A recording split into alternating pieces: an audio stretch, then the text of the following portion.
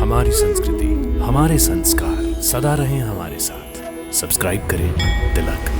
त्रिदेवासूनवो यस्या अनसूया वरदायनी अत्रिपत्नी नमस्तुभ्यं नित्यं मंगलकारिणी। जय माता दी। आप सभी भक्तों का हमारे कार्यक्रम दर्शन में हार्दिक अभिनंदन। भक्तों, हमारे देश भारत में अनेकों दिव्य और चमत्कारिक मंदिर हैं जहां पर श्रद्धालु जनों की कामनाएं पूर्ण होती हैं। और आज हम आपको ऐसे ही एक मंदिर के दर्शन कराएंगे जहां पर निसंतान स्त्री पुरुषों की मनोकामना पूर्ण होती है, उन्हें मनवांछित पुत्र और पुत्री प्राप्त होते हैं। तो आइए दर्शन करते हैं मां सती अनसुईया मंदिर के। ये मंदिर तो सतयुग कालीन है। अब कोई एक इस सतयुग की बात नहीं है, ऐसे कई सतयुग चले गए। ये 28वां सतयुग चल रहा है, मतलब 28 सतयुग चले गए, 28वां कलयुग चल रहा है। और 28 सतयुग में मतलब दूसरा या तीसरा सतयुग की बात है जब माता यहाँ आई थी। ये कोई आज नहीं, करोड़ों वर्षों पहले की बात है। करोड़ों वर्ष पहले माता यहाँ पे ऋषि अत्रि के साथ आई थी। उत्तराखंड में चमोली गढ़वाल के मंडल गांव के पास ही स्थित अनसुईया माता मंदिर हिमालय पर्वत श्रृंखला की गोद में बसा हुआ ये दिव्य और प्राचीन मंदिर मनोकामना सिद्धि के लिए अति प्रसिद्ध है। चमोली से जब रुद्रनाथ मंदिर की यात्रा करते हैं तो एक पड़ाव मंडल गांव आता है। वहीं से अनसुईया माता मंदिर की दूरी तय करनी होती है। मुख्य सड़क मार्ग से लगभग 6 किलोमीटर पैदल यात्रा कर अनसुईया माता मंदिर पहुंचा जाता है। ये 6 किलोमीटर का पैदल मार्ग बहुत ही सुंदर, शांत और सकारात्मक ऊर्जा से भरा हुआ है। मंदिर पहुंचने से पहले ही एक प्राचीन शिलालेख मिलता है जिसमें रुद्रनाथ मंदिर की यात्रा का वर्णन है। ये शिलालेख 600 ईस्वी का है।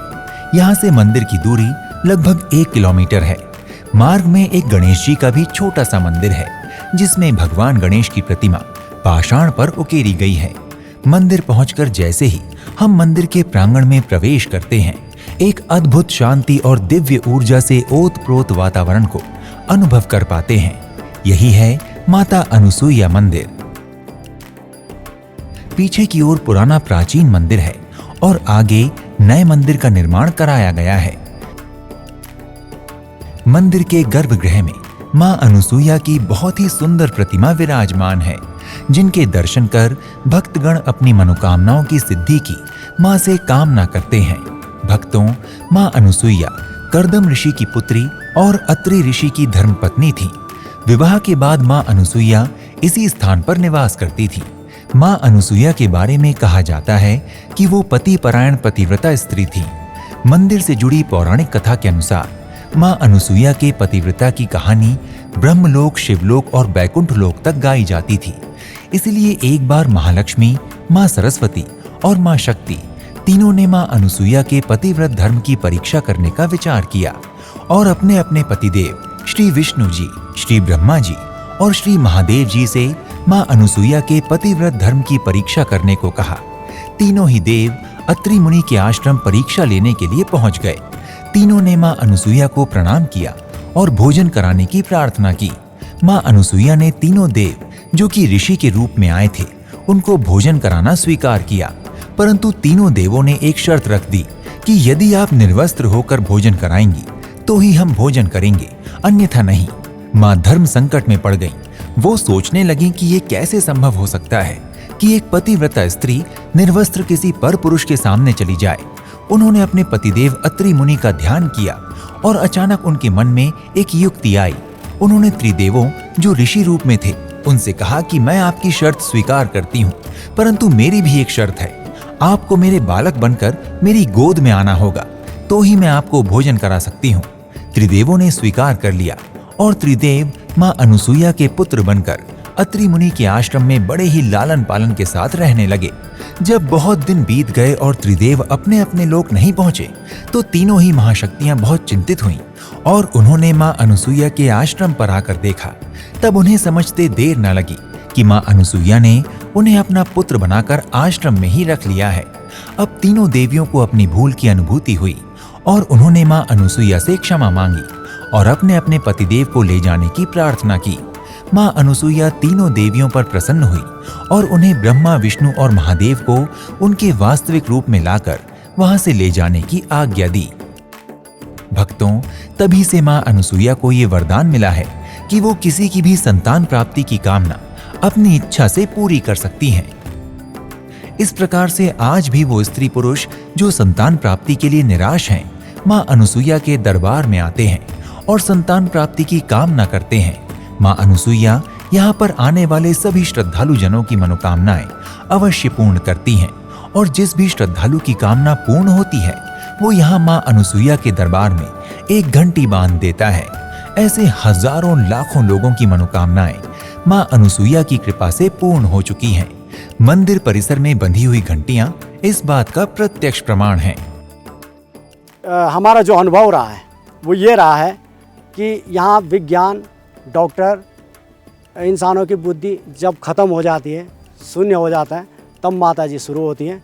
यानी कि जिनके पुत्र पुत्री नहीं होते हैं और उनको माता जब आ जाए और अगले साल पुत्र दे देती है, पुत्री दे देती है, संतति मिल जाती है, तो इससे बड़ी परम शक्ति कौन होगी।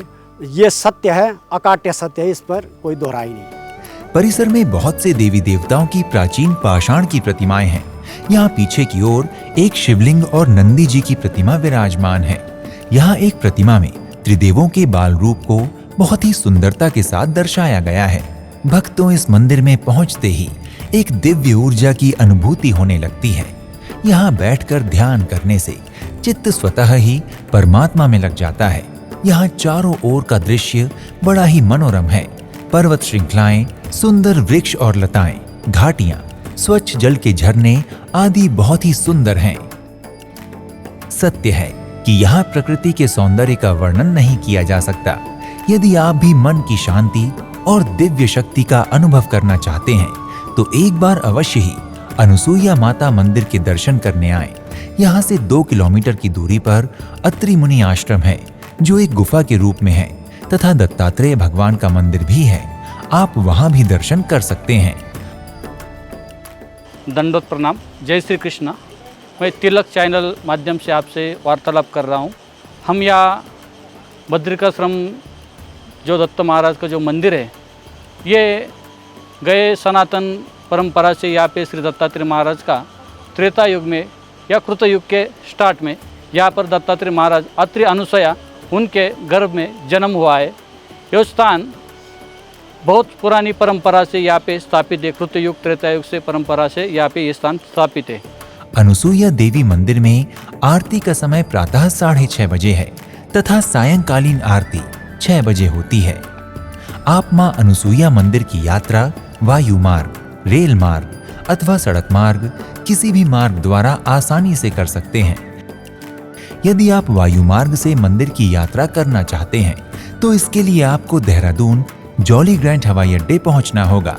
देहरादून हवाई अड्डे से आपको मंदिर के लिए टैक्सी या बस मिल जाएगी। यदि आप रेल मार्ग द्वारा मां अनुसुईया माता मंदिर पहुंचना चाहते हैं तो निकटतम रेलवे स्टेशन ऋषिकेश है।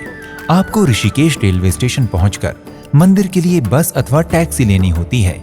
इसके अतिरिक्त यदि आप सड़क मार्ग से मां अनुसुईया माता के मंदिर पहुंचना चाहते हैं तो ऋषिकेश सड़क मार्ग से देश के बड़े बड़े शहरों से जुड़ा हुआ है। आप सरकारी अथवा निजी वाहन द्वारा ऋषिकेश पहुंचकर मंदिर के दर्शन कर सकते हैं। भक्तों, यदि आप उत्तराखंड के चमोली गढ़वाल स्थित अनुसुईया माता मंदिर के दर्शन करने की योजना बना रहे हैं तो शीघ्र ही अपनी यात्रा का श्री गणेश करें और माता अनुसुईया की कृपा से अपनी मनोकामनाएं पूर्ण करें। अगले एपिसोड में आपसे एक और धाम की यात्रा पर फिर से भेंट होगी। तब तक के लिए नमस्कार। जय माता दी। इति शुभम।